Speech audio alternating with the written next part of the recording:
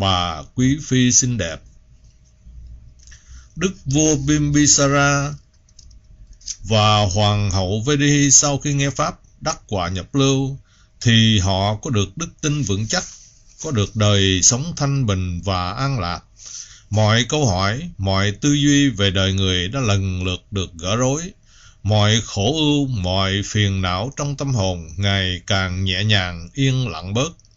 Đức vua có một bà quý phi xinh đẹp tên là Khema, luôn luôn hãnh diện và tự hào về sắc đẹp của mình, được ông vô cùng yêu mến. Nhưng sau khi học hiểu được giáo pháp, Đức vua biết rằng sắc đẹp của mỹ nhân giống như đóa hoa, một lúc nào đó sẽ nhạt phai, sẽ ố sắc và rửa hương.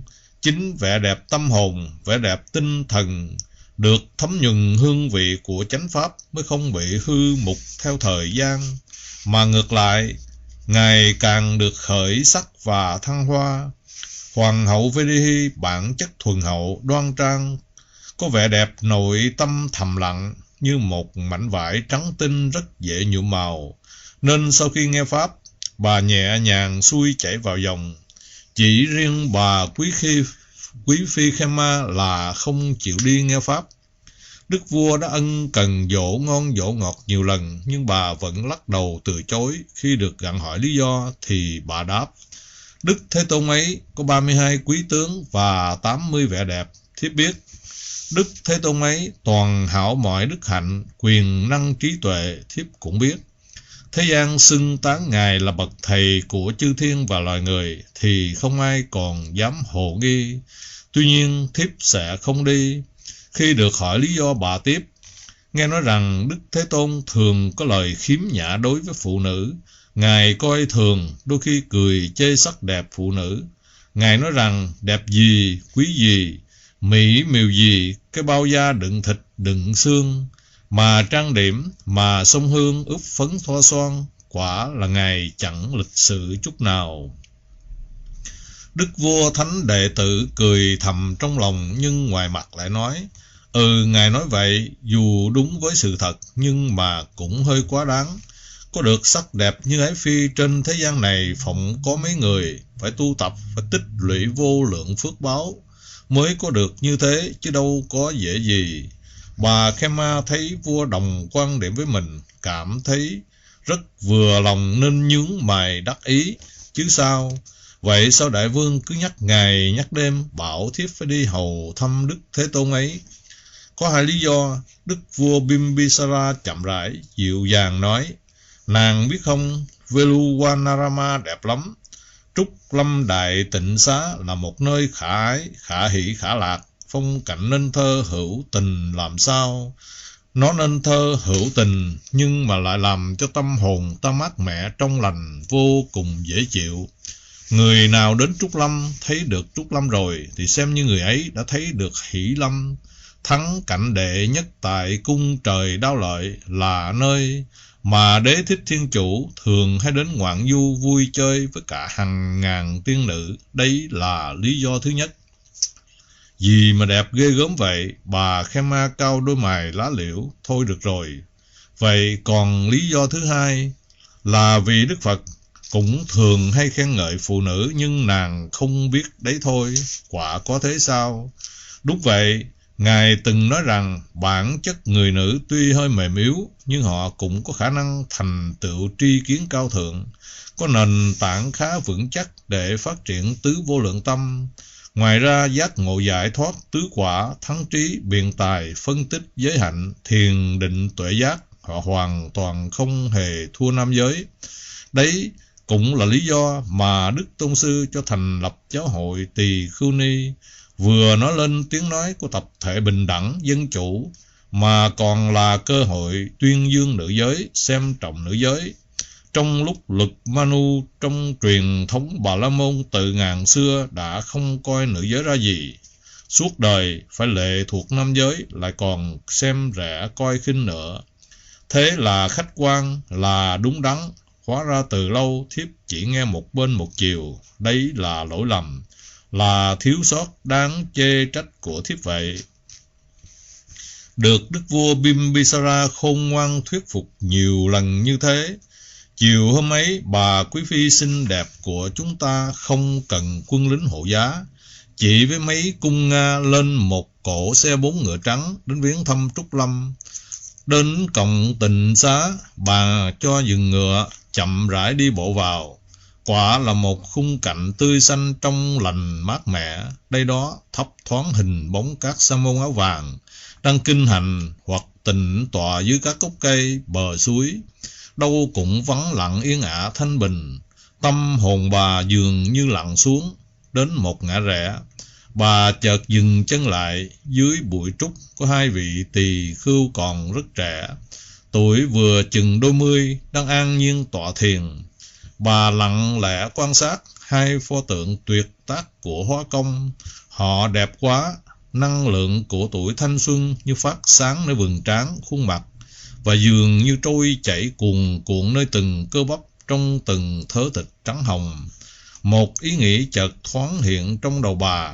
Ô, tại sao cái giáo pháp này như thế nào mà có thể lôi cuốn cả những chàng thanh niên trẻ đẹp, phải hy sinh cả sự sống cuồn cuộn của tuổi thanh xuân đang hứa hẹn một tương lai tươi sáng bên vợ đẹp con xinh, để đến đây sống đời viễn ly thế tục. Thật đáng khâm phục thay. Nhìn sự sáng rỡ của sắc mặt, nhìn sự an nhiên tĩnh tại này, thì rõ họ đâu có bi qua yếm thế, mà ngược lại họ đang an trú một phúc lạc nội tâm nào đó. Bà quý phi xinh đẹp chợt thở dài, một hơi thở dài rất nhẹ, chỉ như là sự lay động của một cánh hoa trong làng sương sớm. Một tí hổ thẹn thoáng gợn trong tâm tư bà. Còn mình thì cứ cố mà hưởng thụ, mà thỏa mãn cái tuổi thanh xuân. Bà Khema lần bước theo âm thanh với 8 tuyệt hảo của Đức Phật. Từ nhà giảng rộng lớn vọng ra, xung quanh lặng ngắt như tờ. Bà cảm thấy ở đây rõ ràng là có một thế giới khác, mà dường như không hề lây nhiễm một hạt bụi tục lệ nào. Nội tâm bà chợt như bắt gặp một cái gì, từ một không gian tâm linh xưa cũ, một không khí linh thiêng dập dờn trong ký ức mù sương.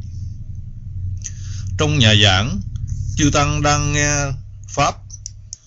Đức Phật với dung nghi sáng rỡ, với ngôn ngữ trầm ấm vang ngân, sắc gọn mạch lạc sáng sủa, cứ như từng đợt hải triệu âm dịu dàng vọng giữa không gian.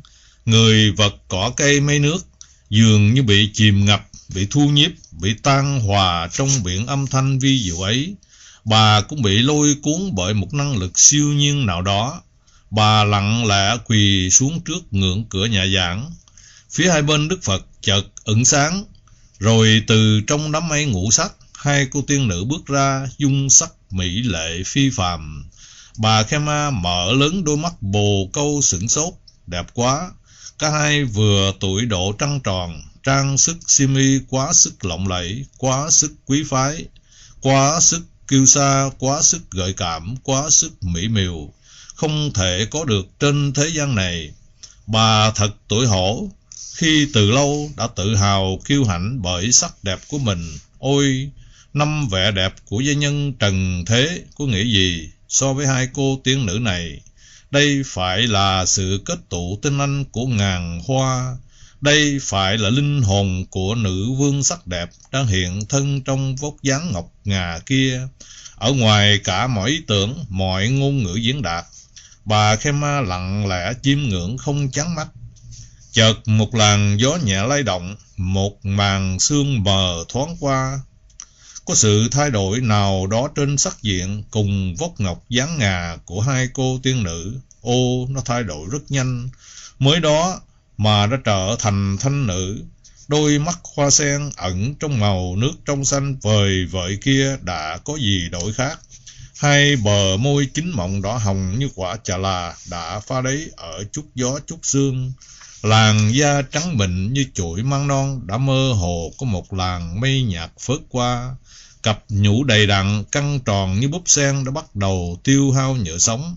Cái eo thon thả, rồi nở ra cái lưng thắt ong, cái mông ong đã có dấu hiệu chững lại. Và rồi kia có sự thay đổi rất nhanh nữa. đã trở thành thiếu phụ, lão phụ trong một thoáng mắt. Bà Khema bàng hoàng. Ôi, còn đâu sắc đẹp thanh tân trinh bạch diễm kiều, còn đâu vóc dáng tơ noãn căng tròn nhựa sống hai cô tiên nữ kia. Bây giờ chỉ còn là hai cái xác nhăn nheo, nước da sạm đen mốc thết và sần sùi như làn da cóc. Răng rụng móm mém, phèo phào nước bọt, nước dãi rỉ ra từ hai bên mép. Tóc bạc lốm đốm bụi bặm, tay chân run rẩy, cái lưng cong gập xuống như cái vàng xay. Còn nữa, cả hai chợt ôm bụng, nhăn nhó, đau khổ quằn quại, khuôn mặt méo mó, mắt như lồi ra, rên rỉ thảm não. Rồi cả hai bỗng co quắp, đổ ập xuống, trợn mắt ngoẹo đầu, tắt thở trong cảnh kinh hoàng kinh khiếp. Nhìn cảnh tượng ấy, bà Khema tràn đầy kinh cảm, rợn cả tóc gái, tự nói với chính mình: ôi, cái gì nữa mà tự hào hãnh diện. Ngươi đã thấy chưa, đã sáng mắt ra chưa hỡi con Khema si mê ngu ngốc. Tuổi trẻ, sắc đẹp, vóc dáng thanh xuân, rồi sẽ một thoáng qua mau, bệnh hoạn, già yếu, thống khổ tử vong một lúc nào đó như cơn lũ lớn. Nó sẽ cuốn trôi tất cả, phá sản tất cả, diệt mất tất cả. Hãy thức tỉnh đi thôi. Đức Phật đã biến hóa ra hai cô tiên nữ, chỉ có Ngài, các bậc có thắng trí và bà Khema thấy, để giáo hóa người đàn bà quý phái. Đúng lúc bà như vừa tỉnh lại sau cơn mộng dài, Đức Phật rót vào tai bà một bài kệ ngôn: này con, này Khema, hãy thấy thực cái thân.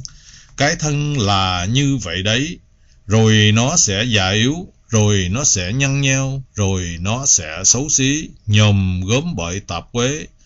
Dẫu có nâng niu tô vẽ, dẫu có ướp hoa sông hương, nó cũng sẽ tàn úa và tử vong. Chỉ có kẻ thiếu trí mê si mới đam luyến ấp ủ cái thân. Hãy tỉnh lại này con, hãy bước vào giáo pháp, hãy bắt đầu tu tập. Hãy nhàm chán các sắc, hãy trú thân hành niệm, hãy quán thân bất tịnh. Từ bỏ mọi sai đắm, cả bên trong bên ngoài. Hãy thấy dòng bọc ái cuốn trôi bao chúng sanh. Con nhận từ dệt lưới, tự mình sa vào tròng. Hãy cắt đứt buộc ràng, hãy thoát ly ái niệm. Với đời sống xuất gia, tầm cầu chân hạnh phúc. Bài kệ vừa kết thúc, bà Khema đi vào giảng đường bằng hai đầu gối, rồi quỳ sụp xuống, gục khóc lặng lẽ, không thốt nên lời.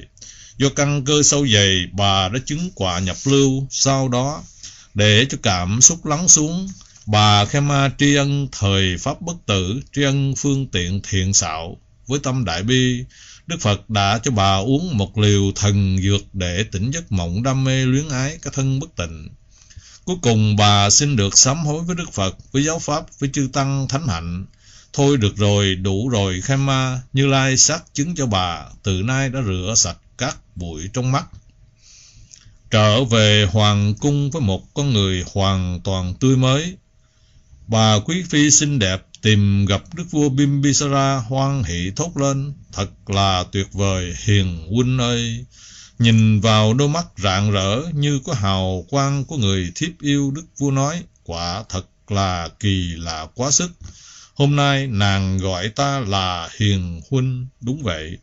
Thế là đã có một cuộc chuyển hóa vĩ đại sau khi hiền muội ghé thăm Trúc Lâm Đại Tịnh Xá, đẹp như công viên hỷ lâm của cõi trời đao lợi chăng. Hơn cả thế nữa, này hiền huynh yêu quý. Thế rồi huynh muội họ tâm sự với nhau. Bà xin phép được xuất gia. Đức vua hiền thiện chắp tay lên đỉnh đầu tán thán: hiền muội ngỡ đi sau, mà hóa ra đi trước ta một bước trong giáo pháp thanh tịnh rồi. Ôi quý hóa thai, lành thai!